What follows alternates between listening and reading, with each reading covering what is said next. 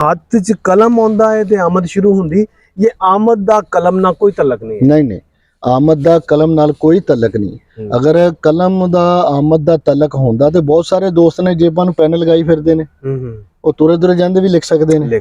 ਲੇਕਿਨ ਇਹਦਾ ਆਮਦ ਦਾ ਕਲਮ ਦਾ ਕੋਈ ਤਲਕ ਨਹੀਂ। ਫਿਰ ਤੁਸੀਂ ਉਹ ਇਕੱਠੇ ਕਿਦਾਂ ਕਰਦੇ ਹੋ? ਖਿਆਲਾਤ ਆ ਗਏ ਤੁਹਾਨੂੰ ਜੀ, ਉਹ ਕਿਸ ਤਰ੍ਹਾਂ ਇਕੱਠੇ ਕਰਦੇ? ਉਹ ਖਿਆਲਾਤ ਦੇਖੋ, ਜਦੋਂ ਲਿਖਣ ਬੈਠੀ ਦਾ ਨਾ, ਖਾਸ ਕਰ ਮੈਂ ਆਪਣੀ ਗੱਲ ਕਰਾਂਗਾ। ਮੈਂ ਆਪਣੀ ਗੱਲ ਜਦੋਂ ਕਰਦਾ ਕਿ ਮੈਂ ਕਹਾਣੀ ਦੇ ਉਸ ਮੰਜ਼ਰ 'ਚ ਚਲਾ ਜਾਂਦਾ ਬਤੌਰ ਕਾਰੀ ਬਣ ਕੇ।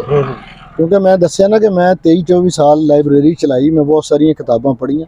ਮੈਂ ਇੱਕ ਕਾਰੀ ਵੀ ਹਾਂ, ਰਾਈਟਰ ਲਿਖਾਰੀ ਮੈਂ ਬਾਅਦ ਚੋਂ ਹਾਂ। ਮੈਂ ਜਦੋਂ ਕਾਰੀ ਬਣ ਕੇ ਕਹਾਣੀ ਦੇ ਉਸ ਮੰਜ਼ਰ 'ਚ ਦਾਖਲ ਹੋ ਜਾਣਾ ਨਾ, ਫਿਰ ਮੇਰੇ ਵਾਸਤੇ ਉਹਨੂੰ ਲਿਖਣ ਲਈ ਆਸਾਨੀ ਹੁੰਦੀ। ਮੈਂ ਉਸ ਕਹਾਣੀ ਦਾ ਕਿਰਦਾਰ ਬਣ ਜਾਂਦਾ। ਅਗਰ 4 ਕਿਰਦਾਰ ਆ ਤੇ ਮੈਂ ਅਲੱਗ-ਅਲੱਗ ਲਬੋ ਲਹਿਜੇ ਇਖਤਿਆਰ ਕਰਦਾ। ਅੱਛਾ, ਉਹ ਲਬੋ ਲਹਿਜੇ ਮੇਰੇ ਕਲਮ ਨੂੰ ਜਲਾ ਬਖਸ਼ਦੇ ਨੇ। ਅੱਲਾਹ ਤਾਲਾ ਮੇਰੇ ਤੇ ਕਰਮ ਕਰਦਾ। ਸਹੀ।